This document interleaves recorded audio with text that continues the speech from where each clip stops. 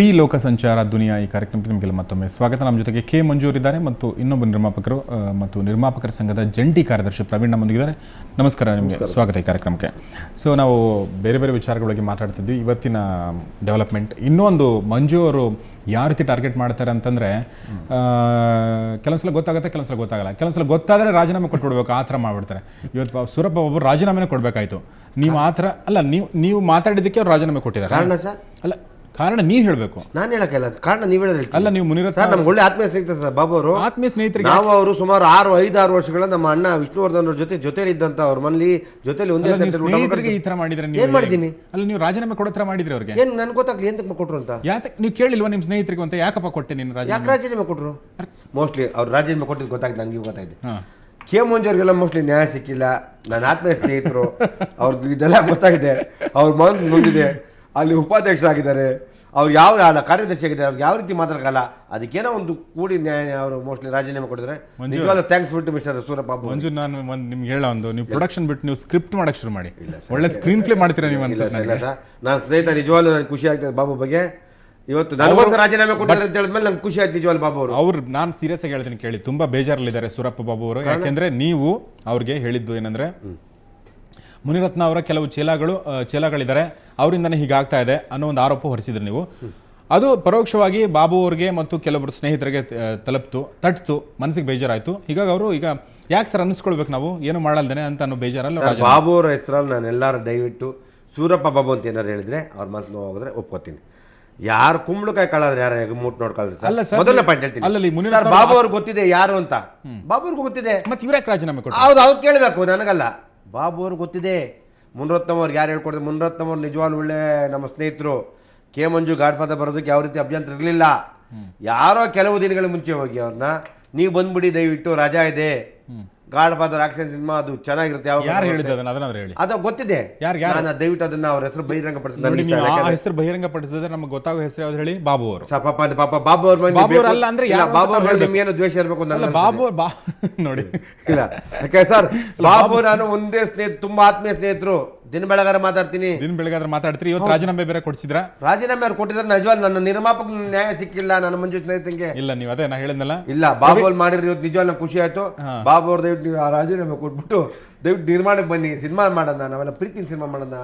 ಬಿಡಿ, ಅಲ್ಲಿ ಕೆಲಸ ಬೇರೆಯವ್ರು ಮಾಡ್ಕೊಡ್ತಾರೆ, ದಯವಿಟ್ಟು ಬಂದ್ಬಿಟ್ಟು ನಮ್ಮ ಪಾಪ ನನ್ನ ಮೇಲೆ ಅಷ್ಟು ಪ್ರೀತಿ ಕೊಟ್ಟರೆ ತುಂಬಾ ಥ್ಯಾಂಕ್ಸ್ ಬಿಟ್ಟು ಮಿಸ್ಟರ್ ಬಾಬು. ನಿಮ್ದು ಒಂದು ನಾನು ಹೇಳ ಮಂಜೂರ, ಈಗ ಒಂದು ನಿಮ್ದು ಯು ಆರ್ ಸಕ್ಸಿಡೆಡ್, ಒಂದು ಯಶಸ್ವಿ. ಬಾಬು ಅವ್ರ ವಿಕೆಟ್ ಉಳಿಸ್ತು, ಈಗ ಇನ್ನೊಂದು ವಿಕೆಟ್ ಉಳಿಸ್ಬೇಕಂತ ಇದ್ರೆ ನನಗೆ ಏನು ಮುನಿರತ್ನ ಅವ್ರ ವಿಕೆಟ್ ಅಲ್ಲಿ ಯಾರು ನಿರ್ಮಾಪಕ ಸಂಘದಲ್ಲಿ ಏನ್ ಮಾಡ್ತೀರಾ? ಮುನಿರತ್ನ ಅವರೇ ಅಲ್ಲಿ ಏನು ಸಂಘದ ಅಧ್ಯಕ್ಷರಾಗಿ ಏನ್ ಮಾಡ್ತೀರಾ? ಬನ್ನಿ ಸಿನಿಮಾ ಮಾಡೋಣ ಅಂತ ನೀವು ವಿಕೆಟ್ ಉಳಿಕೆ ಅಕ್ಸೆಪ್ಟ್ ಯಾರು ಮಾಡಿ ಅಕ್ಸೆಪ್ಟ್ ಆಗಿಲ್ಲ, ಬಟ್ ಇವ್ರು ಪ್ರಯತ್ನ ಪಡ್ತಾ ಇದಾರಲ್ವಾ ಕಂಪ್ಲೀಟ್ ಆಗಿ. ಬಾಬು ಅವ್ರು ಕೊಟ್ಟಿದ್ದು ನನ್ನ ಪ್ರೀತಿ ಕೊಟ್ಟಾರೆ. ಈಗ ನಿನ್ನೆ ನೀವು ಟಿವಿ ವಾಹಿನಿ ನೋಡಿದ್ದೀರಾ? ನಾನೇನೋ ಬಾಬು ಅವ್ರ ಹೆಸರು ಹೇಳಿದ್ದೀನಿ, ದಯವಿಟ್ಟು ಇಲ್ಲ ಅಲ್ಲಿ ಬಂದು ಬೇರೆ ಮಾತ್ಬೇಡಿ ದಯವಿಟ್ಟು. ಬಾಬು ಅವ್ರ ಹೆಸರು ಮೆನ್ಷನ್ ಮಾಡಿದ್ದೀರಾ? ಯಾರು ನಮ್ಮ ಆಫೀಸ್ ಬೇರೆ ಹೆಸರು ಮೆನ್ಷನ್ ಮಾಡಿದ್ದೀರಾ? ಇಲ್ಲ, ಬಾಬು ಅವರು ಅದನ್ನ ಆಂಕರ್ ಕೇಳಿದ್ರಂತೆ. ಇದು ಸೂರಪ್ಪ ಬಾಬು ಅವರು ಅಂದಾಗ ಇವ್ರು ಏನು ಉತ್ತರ ಕೊಡ್ಲಿಲ್ಲ ಅಂತ ಅವ್ರ ಮನಸ್ಸಿಗೆ ನೋವಾಗಿದೆ. ದಯವಿಟ್ಟು ತಿಳ್ಕೊಳ್ಳಿ. ಸೂರಪ್ಪ ಇಲ್ಲ, ನಾನು ಯಾರ ಬಗ್ಗೆ ಹೆಸರು ಹೇಳಲ್ಲ ಅಂದೆ. ತಪ್ಪು ಅದು ಏನು ತಿಳ್ಕೊಬೇಕು ಬಾಬು? ನೋಡಿ, ಹಂಗೆ ಹೆಸರು ಹೇಳಲ್ಲ ಅಂದ್ರೆ ಅವ್ರ ತಮ್ಮ ಹೆಸರು ಅಂತ ಅನ್ಕೊಂಡಿದ್ದಾರೆ. ಇಲ್ಲ, ಅವ್ರು ಹೇಳಿದ್ರು ಬಾಬು ಅವ್ರ ಅಂದ್ರೆ. ಇಲ್ಲ, ಯಾರ ಹೆಸರು ನಾನು ಹೇಳಕ್ಕೆ ಇಷ್ಟಪಡಲ್ಲ ಸರ್, ಯಾರೇ ಇದ್ದಾರೆ ಅದಕ್ಕೆ ಹೇಳಿದೆ. ನೋಡಿ, ಇವತ್ತು ಬಾಬು ಅವ್ರು ನೋಡಿದ್ದಾರೆ, ಅದು ನೋಡ್ಬಿಟ್ಟು ನಿರ್ಮಾಪಕ ಎಲ್ಲ ಒಬ್ಬ ಕೆ ಮಂಜು ನ್ಯಾಯ ದೊರಕಿಸಕ್ಕಾಯ್ತಾ? ಅಲ್ಲ, ಯಾಕೆ ನಿರ್ಮಾಪಕ ಸಂಘದ ಕಾರ್ಯದರ್ಶಿ ಆಗಿದ್ರು. ಅಲ್ಲ, ನಿರ್ಮಾಪಕರಿಗೆ ನ್ಯಾಯ ದೊರಕಿಸಲೇಬೇಕು, ಅದ್ರ ಬಗ್ಗೆ ಏನಿಲ್ಲ. ಈಗ ಇನ್ನೊಬ್ಬ ನಿರ್ಮಾಪಕರು ಉಮೇಶ್ ಬಣಕರ್ ನಮ್ಮೊಂದಿಗೆ ಈಗ ಫೋನ್ ಮೂಲಕ ಸಂಪರ್ಕದಲ್ಲಿದ್ದಾರೆ. ನಮಸ್ಕಾರ ಬಣಕರ್ ಅವ್ರಿಗೆ. ನಮಸ್ಕಾರ ಸರ್. ನಮ್ಮ ಟಿವಿ ನೋಡ್ತಾ ಇದ್ರೆ ಅಂತ ಅನ್ಕೋತೀನಿ, ಅಥವಾ ನಿಮ್ಗೆ ವಿಚಾರ ಗೊತ್ತಿದೆ. ಸೊ ಇಲ್ಲಿ ಮಂಜು ಮತ್ತು ಸೂರಪ್ಪ ಬಾಬು, ಮಂಜು ವರ್ಸಸ್ ಮುನಿರತ್ನ, ಹೀಗೆ ಸಾಕಷ್ಟು ಎಂಟರ್ಟೈನಿಂಗ್ ಆಗಿದೆ ಸರ್ ನಿಮ್ಮ ಇಂಡಸ್ಟ್ರಿ ಇತ್ತೀಚಿನ ದಿನಗಳಲ್ಲಿ. ಸಿನಿಮಾಗಿಂತ ಇದೇ ಎಂಟರ್ಟೈನಿಂಗ್ ಆಗಿದೆ ಅಂತ ನನಗನ್ನಿಸ್ತಾ ಇದೆ. ಏನು ಹೇಳ್ತೀರಾ ತಾವು ಈ ಬಗ್ಗೆ? ಸರ್, ಈ ಬೆಳವಣಿಗೆಗಳು ಯಾವ ಚಿತ್ರರಂಗ ಯಾವ ಒಂದು ಇದಕ್ಕೂ ಒಳ್ಳೇದಲ್ಲ.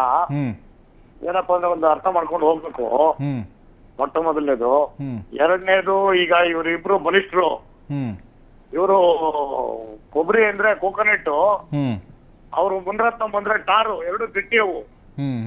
ಸೊ ಅವ್ರು ಎರಡು ಬೇಗ ಈಡಾಗಲ್ಲ. ಅದರಿಂದ ಏನೋ ಅವ್ರ್ಯಾರ ಅರ್ಥ ಮಾಡ್ಕೊಂಡು ಅದನ್ನ ಸರಿ ಮಾಡ್ಬೇಕು. ಇದು ಬೀದಿ ಅರ್ಥ ಮಾಡ್ಕೊಳ್ತಾ ಇಲ್ವಲ್ಲ ಬಣ್ಕರ್ ಅವ್ರೆ, ಅದೇ ಪ್ರಶ್ನೆ. ಈಗ ಅದೇ ಪ್ರಾಬ್ಲಮ್. ಅರ್ಥ ಮಾಡ್ಕೊಂತಲ್ಲ, ಅರ್ಥ ಮಾಡ್ಕೋಬೇಕು ಅನ್ನೋದು ನಮ್ಮ ಆಸೆ ಸರ್.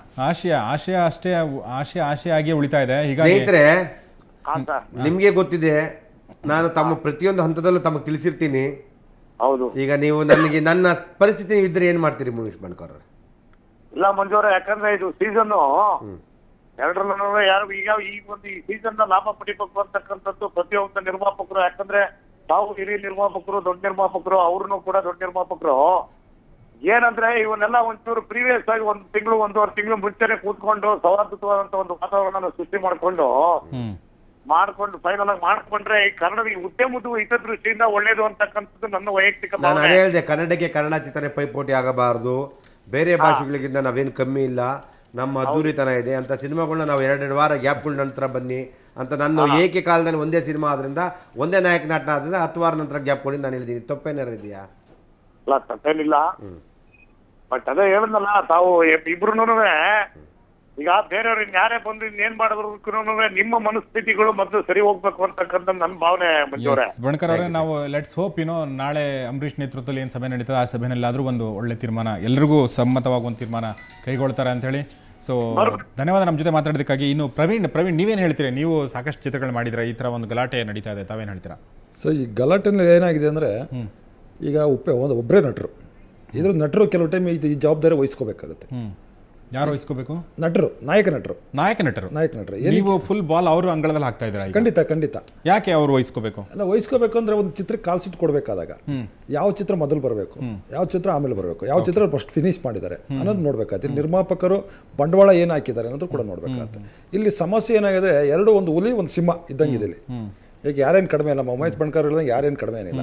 ಸೊ ಇಲ್ಲಿ ಯಾರಿಗೆ ನ್ಯಾಯ ಹೇಳೋದು ಕಷ್ಟ ಆಗ್ಬಿಡುತ್ತೆ. ಯಾಕೆಂದರೆ ಮಂಜು ಅವರು ಕೂಡ ಒಳ್ಳೊಳ್ಳೆ ಟೆಕ್ನಿಷಿಯನ್ಸ್ ಹಾಕಿ ರೇರಾಮೋಹನ್ ಹಾಕಿದ್ದಾರೆ, ಶ್ರೀರಾಮ್ ಅವರು ಕ್ಯಾಮ್ರಾಮನ್ ಆಗಿ ಹಾಕಿದ್ದಾರೆ, ಪ್ರತಿಯೊಂದು ದೊಡ್ಡ ಒಳ್ಳೊಳ್ಳೆ ಟೆಕ್ನಿಷಿಯನ್ ಹಾಕೊಂಡು ಪಿಕ್ಚರ್ ಮಾಡಿದ್ದಾರೆ. ಅವರು ಕೂಡ ಸಾಕಷ್ಟು ಖರ್ಚು ಮಾಡಿದ್ದಾರೆ. ಅದೇ ಹಂತದಲ್ಲಿ ಅದು ಏನಕ್ಕೆ ವಿಳಂಬವಾಗಿ ಹೋಗ್ತಾ ಇದೆ ಅನ್ನೋದು ಗೊತ್ತಾಗ್ತಿಲ್ಲ. ಇಲ್ಲಿ ಮುನ್ರತ್ನ ಅವರು ಫಸ್ಟೇ ಆಲ್ರೆಡಿ ಎಲ್ಲ ರೆಡಿ ಮಾಡ್ಕೊಂಡು ಅವ್ರು ಬಿಡುಗಡೆಗೆ ಹೊರಡ್ತಿದ್ದಾರೆ. ಇಂಥ ಸಂದರ್ಭದಲ್ಲಿ ಅವರು ನಾನು ಕರೆಕ್ಟ್ ಆಗಿದ್ದೀನಿ, ನಾನು ರಿಲೀಸ್ ಮಾಡಲೇಬೇಕು, ಕರೆಕ್ಟ್ ಆಗಿದ್ದೀನಿ ಅಂತ ಇವರು ಕರೆಕ್ಟ್ ಇದ್ದಾರೆ, ನಾನು ಎಲ್ಲ ರೆಡಿ ಮಾಡ್ಕೊಳ್ತೀನಿ ಇವರು ಹೇಳ್ತಿದ್ದಾರೆ. ಇಂಥ ಸಂದರ್ಭದಲ್ಲಿ ಸೊ ನಾಯಕ ನಟರು ಕೂಡ ಯಾವುದೇ ಒಂದು ಡೇಟ್, ಉಪೇಂದ್ರ ಅವರು ಈ ಬಗ್ಗೆ ಒಂದು ಫಾರ್ಮಲ್ ಡಿಸಿಷನ್ ತಗೋಬೇಕಿತ್ತು. ಓಕೆ, ಯಾಕೆಂದ್ರೆ ಒಬ್ರು ನಾಯಕ ನಟರು ಇವತ್ತು ಒಂದು ಚಿತ್ರನ ಪ್ರತಿಯೊಂದು ಕೂಡ ಕಥೆನ ಅವರೇ ನಿರ್ಧರಿಸ್ತಾರೆ, ಟೆಕ್ನಿಷಿಯನ್ಸ್ ಅವರೇ ನಿರ್ಧರಿಸಬೇಕಾದಂಥ ಪರಿಸ್ಥಿತಿಗಳು ಇವಾಗ ನಾಯಕ ನಟರದೇನೆ ಆಗಿದೆ. ನಿರ್ಮಾಪಕರದ್ದು ಏನು ನಡೀತಾ ಇಲ್ಲ. ಏನ್ ಸರ್ ಇದು ಹಿಂಗ್ ಅಂದ್ಬಿಟ್ರಿ ನೀವು? ಖಂಡಿತ ಆಕ್ಚುಲಿ ನಿರ್ದೇಶಕ ಅದನ್ನ ನಿರ್ಧರಿಸಬೇಕು, ನಿರ್ಮಾಪಕ ಅದಕ್ಕೆ ಪೂರಕವಾಗಿ ನಡ್ಕೊಳ್ಳಲ್ಲ. ಈಗ ನಿರ್ದೇಶಕರಿದ್ರು ಕೂಡ ನಿರ್ದೇಶಕರ ಕಥೆ ರೆಡಿ ಮಾಡೋದನ್ನ ನಾಯಕ ನಟರು ಒಪ್ಕೊಳ್ತಾರ? ನಾಯಕ ನಟರು ಅವ್ರು ಇದು ಕತೆ ಓಕೆ ಅಂದಮೇಲೆ ನಿರ್ದೇಶಕರು ಬಂದು ನಿರ್ಮಾಪಕರಿಗೆ ಹೇಳ್ತಾರೆ, ನಿರ್ಮಾಪಕರು ನಿರ್ದೇಶಕರು ಒಂದೇ ಥರನೇ ಇಬ್ಬರು ಒಪ್ಕೋಬೇಕಾದ್ರೆ ನಾಯಕ ನಟರು ಕತೆ ಓಕೆ ಅಂದಮೇಲೆ ಚೇಂಜಸ್ ಇದ್ರೆ ಚೇಂಜಸ್ ಮಾಡ್ಕೊಂಡು ಹೋಗಿ ಹೇಳ್ಬೇಕಾಗುತ್ತೆ. ಇಂಥ ಪ್ರತಿಯೊಂದು ಕೂಡ ಅವ್ರ ಪಾತ್ರದಲ್ಲಿ ಪ್ರತಿಯೊಂದತ್ರ ಕೂಡ ಅವ್ರ ಪಾತ್ರ ಇರ್ತದೆ. ಬಿಡುಗಡೆ ಆಗುವಾಗಲೂ ಕೂಡ ಯಾವ ಪಿಕ್ಚರ್ನ ಬೇಗ ಇದು ಮಾಡಿ ಅವ್ರು ಆ ಥರ ಇದ್ದಿದ್ರೆ ಇದು ಮುನ್ರತ್ನಂ ಅವ್ರ ಪಿಕ್ಚರ್ ಲೇಟಾಗಿ ಡೇಟ್ ಕೊಟ್ಬಿಟ್ಟು ಮಾಡಬೇಕಿತ್ತು. ಸೊ ಅವ್ರು ಬೇಗ ಫಿನಿಶ್ ಮಾಡಿದ್ದಾರೆ, ಅವರು ಕೂಡ ನಾವು ಕರೆಕ್ಟ್ ಆಗಿದ್ವಿ, ನಾವೆಲ್ಲ ಪರ್ಫೆಕ್ಟ್ ಆಗಿ. ಓಕೆ, ಇದು ಹೆಂಗೆ ಅಂದ್ರೆ ಕಠಾರೆ ಬೀರದಲ್ಲಿ ಒಂದು ಸೀನ್ ಇದೆ ಅಂತೆ, ಒಂದು ಕಥೆನಲ್ಲಿ ಒಂದು ಎಳೆ ಬರುತ್ತೆ. ಏನಂದ್ರೆ ಈ ನಾಯಕ ನಟ ಸತ್ತು ಸ್ವರ್ಗಕ್ಕೂ ನರಕಕ್ಕೂ ಹೋಗ್ತಾನೆ. ಅಲ್ಲಿ ಏನಂದ್ರೆ ಚಿತ್ರಗುಪ್ತ ಪಾಪ ಪುಣ್ಯ ಲೆಕ್ಕ ಹಾಕಿದಾಗ ಈ ನಾಯಕ ನಟನ ಪಾಪ 50%, ಪುಣ್ಯ 50% ಇರುತ್ತಂತೆ. ಯಮಧರ್ಮನಿ ಕನ್ಫ್ಯೂಷನ್ ಎಲ್ಲಿ ಕಳಿಸ್ಬೇಕಂತೇಳಿ ಆ ಥರ ಈ ಸ್ಥಿತಿ ಹಂಗಾಗಿದೆ ಅಂತ ನನಗೆ ಅನಿಸ್ತಾ ಇದೆ. ಖಂಡಿತ. ಈಗ ನೀವೇನು ಹೇಳ್ತೀರಿ? ಉಪೇಂದ್ರ ಅವರು ಈ ಬಗ್ಗೆ ಫಾರ್ಮಲ್ ಡಿಸಿಷನ್ ತಗೋಬೇಕಾಗಿತ್ತು ಅಂತ ಪ್ರವೀಣ್ ಹೇಳ್ತಾರೆ, ತಾವೇನು ಹೇಳ್ತೀರಿ? ಸರ್, ಅದು ಅವರು ಪಾಪ ಮಾಡಿಬಿಟ್ರು, ಸಿನಿಮಾ ಮಾಡಿದ್ರು, ಅವ್ರಿಗೆ ಗೊತ್ತಿಲ್ಲ 3D ಸಿನಿಮಾ 3D ಲೇಟ್ ಆಗುತ್ತೆ ಅಂತ ಪಾಪ ಅವ್ರ ಮೈಂಡ್ ಅದಿತ್ತೇನು. 3D ಅಂದರೆ 3 ವರ್ಷನೂ ಬೇರೆ ಥರ ಬರುತ್ತೆ ಅಂತ. ನೀವು ಹೆಂಗೆ ಬಳಸ್ಕೊತೀರಿ ನೋಡ ನೀವು? ಇಲ್ಲ ಯಾಕೆಂದರೆ ಒಬ್ಬ ನಾಯಕ ನಟರು ಮಾಡಿರೋದನ್ನ ನಾವು ತಪ್ಪು ಅಂತ ಹೇಳೋಕ್ಕಲ್ಲ. ಆದರೆ 3D ಸಿನಿಮಾ ಅವ್ರು ಬರ್ತಾರೆ ನಾವು ಅಂದ್ಕೊಂಡಿದ್ದು, ನಾವೆಲ್ಲ ಬರ್ಡೇ ಸೆಪ್ಟೆಂಬರ್ ಬರ್ತದೆ ಅಂತ. ಅದು ಸೆಪ್ಟೆಂಬರ್ ಬರ್ತದೆ ಪಾಪ ಅವರು ಇದ್ರು, ಏಕಾಏಕಿ ರೆಡಿ ಆದ ತಕ್ಷಣ ಈಗ ಅವ್ರು ಏನು ಒಳ್ಳೆ ಉತ್ತರ ಸಿಗ್ತಾ ಇರ್ಬೇಕು. ಇನ್ನು 4 ತಿಂಗಳ ಮುಂದೆ ನೀವು ಅವ್ರನ್ನ ಕಳಿಸ್ಬೇಕಂತ ಅನ್ಕೊಂಡಿದ್ದೀರಿ? ಇಲ್ಲ ಆ್ಯಕ್ಚುಲಿ ನಾವು ಅಂದ್ಕೊಂಡಿದ್ದಲ್ಲ, 3D ಸಿನಿಮಾ ತುಂಬ ಡಿಲೇ ಆಗುತ್ತೆ ಕೆಲಸಗಳು ಅಂತ ನಾವು ಅಂದ್ಕೊಂಡು, ಇವ್ರು ಬೇಗ ರೆಡಿ ಮಾಡಿದ್ದಾರೆ ಅನ್ನೋದಕ್ಕೆ ಅದೊಂದು ಕಾರಣ ಆಗಿದೆ. ಈ ಒಂದು ದಿವಸದಲ್ಲಿ ಮಂಜೂರು ಕೂಡ ಎಚ್ಚೆತ್ಕೋಬೇಕಿತ್ತು. ಯಾಕಂದ್ರೆ ಫಾಸ್ಟ್ ರೆಡಿ ಆಗ್ತಾ ಇದ್ದಾಗ ನಾವು ಫಾಸ್ಟ್ ರೆಡಿ ಮಾಡೋಣ. ಫಾಸ್ಟ್ ಆಗಿದ್ದು ನಮ್ಗೆ ಗೊತ್ತೇ ಇಲ್ವೇ, ಏಕಾಗಿ ಇವ್ರು ಇಮಿಡಿಯೇಟ್ಲಿ ಒಂದು 15 ದಿನ ಮುಂಚೆ ಬರ್ತಾ ಇದೆ ಅಂತ ಹೇಳಿದ್ರು. ಒಂದು ಚಿತ್ರ ರೆಡಿ ಆಗ್ತದೆ ನಿಮ್ಗೆ ಗೊತ್ತಿಲ್ಲ, ಇಲ್ಲಮ್ಮ ನಿರ್ಮಾಪಕರು ಗೊತ್ತಾಗದೆ ಇರ್ತಾ ಚಿತ್ರ ಯಾವ ಹಂತದಲ್ಲಿ ಇರ್ತದೆ, ಡಬ್ಬಿಂಗ್ ನಡೀತಾ ನಮ್ಮ ಕೆಲಸ 100 ಇರ್ಬೇಕು. ಉಪೇಂದ್ರ ಅವ್ರದೇ ಇನ್ನೊಂದು ಚಿತ್ರ ರೆಡಿ ಆಗ್ತಾ ಇರುವಾಗ ನೀವು ಅದರ ಗಮನಿಸಬೇಕಾಗಿತ್ತು ಅಂತ. ಬೇರೆ ಯಾರ್ದೋ ಚಿತ್ರ ಇಲ್ಲ ಸರ್, ಉಪೇಂದ್ರ ಸಿನಿಮಾ ನನ್ನ ಸಿನಿಮಾನೇ ನನ್ನ ಕೆಲಸ ಇರ್ಬೇಕು. ನಾವು ಬೇರೆ ಸಿನಿಮಾಗೆ ನೋಡೋದು ತಪ್ಪಾಗುತ್ತೆ. ಅದು ನಾವು ಸ್ನೇಹಿತರಾಗಿ ನೋಡ್ಬೋದು ಹೊರತು ಬೇರೆ ಸಿನಿಮಾ ಬಿಡುಗಡೆ ನಾವು ಅದ್ರ ಬಗ್ಗೆ ಹೋಗಿ ನೋಡೋದು ಅದೆಲ್ಲ ಚೆಕ್ ಆಗುತ್ತೆ. ಯಾಕೆಂದ್ರೆ ಉಪೇಂದ್ರ ಹೇಳಿದ್ರೆ ನಮಗೆ ಗಾಡ್ ಫಾದರ್ ದಯವಿಟ್ಟು ಬಿಡುಗಡೆ ಮಾಡಬೇಕು ಅಂತ ಹೇಳಿದ್ರು. ಜನವರಿ ಫೆಬ್ರವರಿ ಮಾಡ್ಬೇಕಾಗಲಿಲ್ಲ, ಅದಕ್ಕೆ ನಾನು ಆರಕ್ಷಕ ಬಿಟ್ಕೊಟ್ಟೆ. ಆರಕ್ಷಕ ಬಿಟ್ಕೊಟ್ಟಿದ್ದು ದೇಶ ನಂದು ರೆಡಿ ಆಗಿಲ್ಲ ಬಿಟ್ಕೊಟ್ಟೆ. ಅವ್ರ ಆರಕ್ಷಕ ಏಪ್ರಿಲ್ ಬೇಕಾಯ್ತು, ನಾನು ಅವ್ರು ರೆಡಿಯಾಗಿ ಬಿಟ್ಕೊಟ್ಟೆ. ಅವಾಗ ನಾನು ಆ ಜಾಗ ಬರ್ತಾ ಇದ್ದೀನಿ. ಆರಕ್ಷಕ ನೀವು ಬಿಟ್ಟದ್ದು, ಈಗ ನೀವು ಮುನಿರತ್ನ ಅವ್ರ ಮೇಲೆ ನೀವು ಪ್ರೆಷರ್ ಆಗ್ತಾ ಇದ್ರ. ಆಕ್ಚುಲಿ ಅಲ್ಲಿ ಏನಂದ್ರೆ ಆರಕ್ಷಕನಿಗೋಸ್ಕರ ನೀವು ಅಲ್ಲಿ ಬಿಟ್ರೆ ಆರಕ್ಷಕ ಈಗ ನಿಮಗೋಸ್ಕರ ಅವ್ರು ಸರ್, ಬರ್ಬೇಕಂತ- ಆರಕ್ಷಕ ಏಪ್ರಿಲ್ಗಿತ್ತು, ಜನವರಿ ಎಂಡಕ್ಕೆ ಕೆ ಮಂಜುದಿತ್ತು, ಗಾಡ್ ಫಾದರ್ ಇತ್ತು, ಗಾಡ್ ಫಾದರ್ ನಂತರ ಆರಕ್ಷಕ 90 ಡೇಸ್ ನಂತರ 12 ವಾರ ನಂತರ ನಂದು ರೆಡಿ ಆಗಿದ್ದು ಆರಕ್ಷಕ ಆ ಜಾಗ ಬಂದು ಕೂತು ಅಲ್ಲಿಂದ ನಾನು ಶಿಫ್ಟ್ ಆದೆ ಆರಕ್ಷಕ ಜಾಗಕ್ಕೆ ಎಕ್ಸ್ಚೇಂಜ್ ಆಯ್ತು. ಎಕ್ಸ್ಚೇಂಜ್ ಆಗಿ ಈಗೆಲ್ಲ ಇಬ್ರಿಗೂ ತೊಂದರೆ ಆಗ್ತದೆ. ಈಗ ಪ್ರವೀಣ್ ಅವರೇ, ಕೊನೆಯದಾಗಿ ನಾಳೆ ಏನಾಗುತ್ತೆ ಅನ್ಸುತ್ತೆ ನಿಮಗೆ ನಾಳೆ ಸಭೆಯಲ್ಲಿ? ಇಲ್ಲ, ನಾಳೆ ಆಗೋದು ಕೂಡ ಈಗ ಮಂಜು ಅವ್ರ ಪರವಾಗಿ ಬರ್ಬೋದು, ಮುನ್ರತ್ನಂ ಅವ್ರ ಪರವಾಗಿ ಬರ್ಬೋದು, ಅದು ಬೇರೆ ವಿಷಯ. ಅದು ಈಗ ಅವ್ರದ್ದು ಏನಾಗಿದೆ, ಮುನ್ರತ್ನಂ ಅವ್ರಿಗೆ ಆಲ್ರೆಡಿ ರೆಡಿಯಾಗಿ ಥಿಯೇಟರ್ಸ್ಗಳೆಲ್ಲ ರೆಡಿ ಮಾಡ್ಕೊಂಡು ಅವ್ರು ಸೆನ್ಸಾರ್ಗೆಲ್ಲ ಅಪ್ಲೈ ಮಾಡಿ ಎಲ್ಲ ರೆಡಿ ಮಾಡ್ಕೊಂಡಿದ್ದಾರೆ. ಈಗ ಮಂಜು ಅವರು ಕೂಡ ಅದೇ ಫಾಸ್ಟ್ ಇರಬೇಕಿತ್ತು. ಈಗ ಇವ್ರೇನು ಹೇಳ್ತಾರೆ, ಸೆನ್ಸಾರ್ ಅಪ್ಲೈ ಆಗಲ್ಲ ಇದು ಅಂತಾರೆ. ಸೊ ಕೆಲವು ಟೈಮಲ್ಲಿ ಸೆನ್ಸಾರು 100% ಸೆನ್ಸಾರ್ ಪತ್ರನೂ ಕೂಡ ಬಹಳ ಮುಖ್ಯವಾದ ಪಾತ್ರ ವಹಿಸುತ್ತೆ.